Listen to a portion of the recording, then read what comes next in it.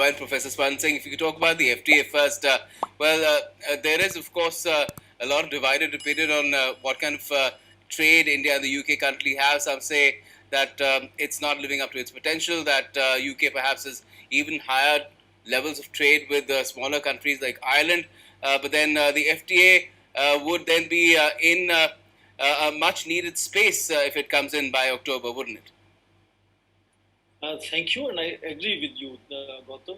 There are several examples. For example, the UK sells more cars to Belgium, which is a very small country compared to India, and tariffs are an issue, of course. But if you notice, compared to last one decade almost of relative reluctance to the new enthusiasm that India is showing in engaging in FTA discussions and concluding FTAs, Australia and UAE are good examples here. Is a reflection of the confidence that post-pandemic Indian economy is going to be the fastest growing economy among the large economies on the planet, and that brings a very different kind of picture, which was not once but repeatedly underlined by the UK Prime Minister, who even went to the extent of saying that he's looking at how India is likely to be the third largest economy by 2050.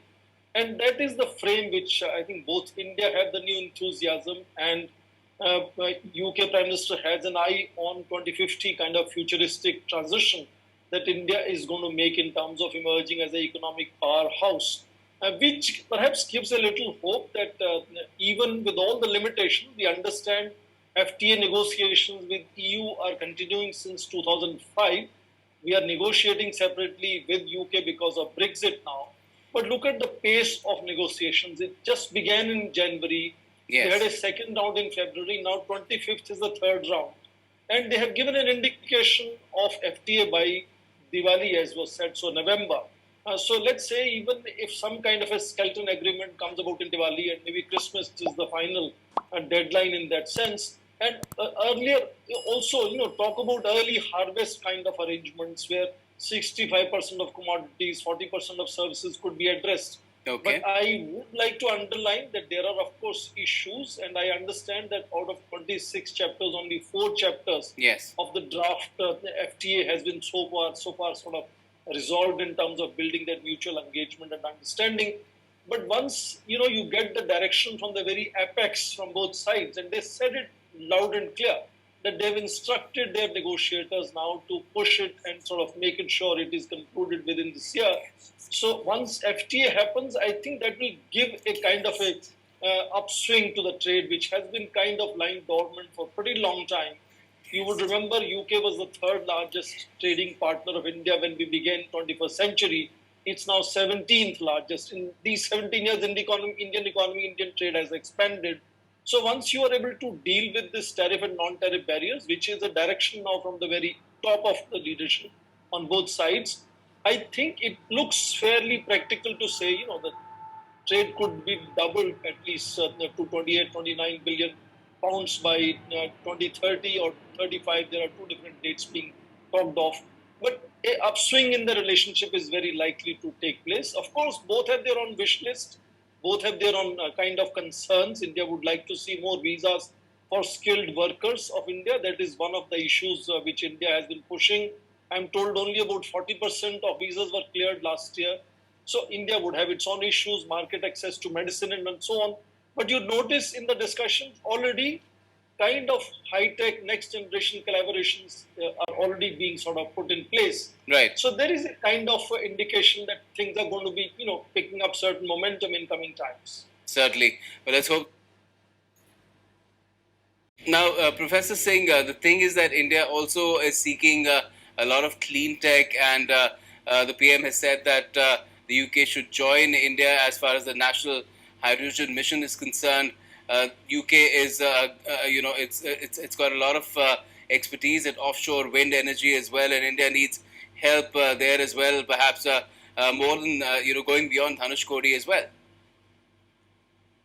There's no doubt. If you saw in your own program, actually, you narrated a whole list of agreements and MOUs that are signed, and most of them are indicating that kind of collaborations that you just mentioned are part of the new kind of focus where Prime Minister Boris Johnson did say we are going to collaborate in all kinds of sectors, from cybersecurity to maritime to land and air and space.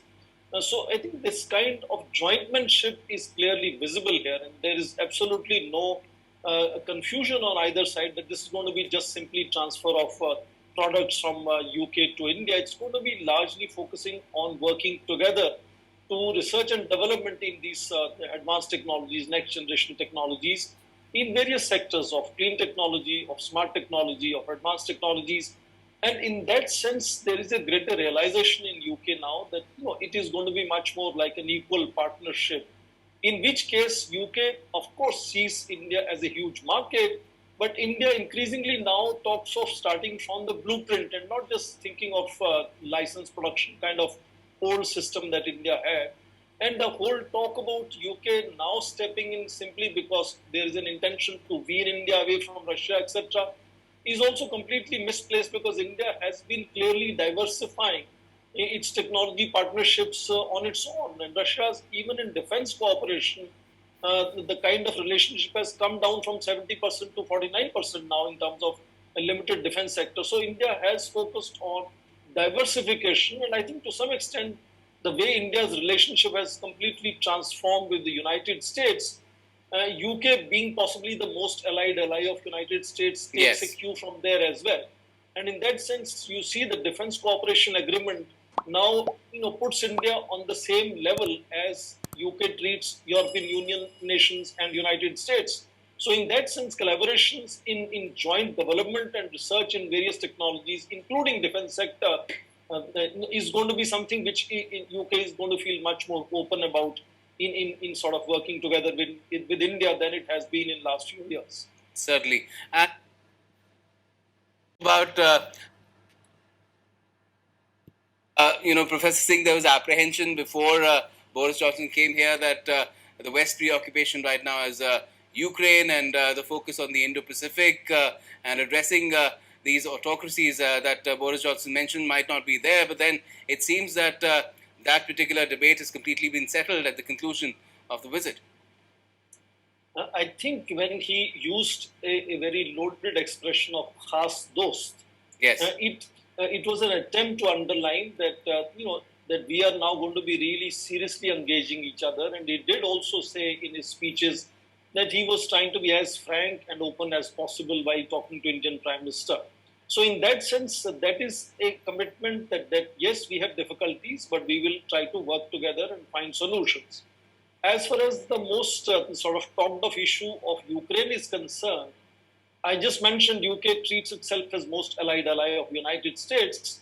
They definitely noted our 2+2 meeting recently that happened in Washington, D.C., and how Indian Foreign Minister had responded to some questions with regard to human rights situation or Ukraine position, India's relationship with Russia, etc. Right. So therefore, even before he started his visit to India, from UK itself, Prime Minister Boris Johnson has clarified that he is not going to deliver any lectures to India on its position on Ukraine crisis. Yes. He clearly said in his press conference today that he understands India's position, and he said the whole world knows. And he is not expecting that his visit here is going to change India's position on Ukraine. He indeed appreciated that there is a bandwidth where there is a consensus between UK and India. And therefore, that's the khas dost approach in that sense, to build where you can build bridges and try to solve other issues over a period of time, but not to treat issues as contentions. Exactly. There are many other issues of contentions as well, but they're willing to engage each other and resolve them together. Let's hope that progress is made on those issues as well. I'm afraid we've completely run out of time as far as this particular discussion is concerned. So thank you so much for joining us, Professor Singh, and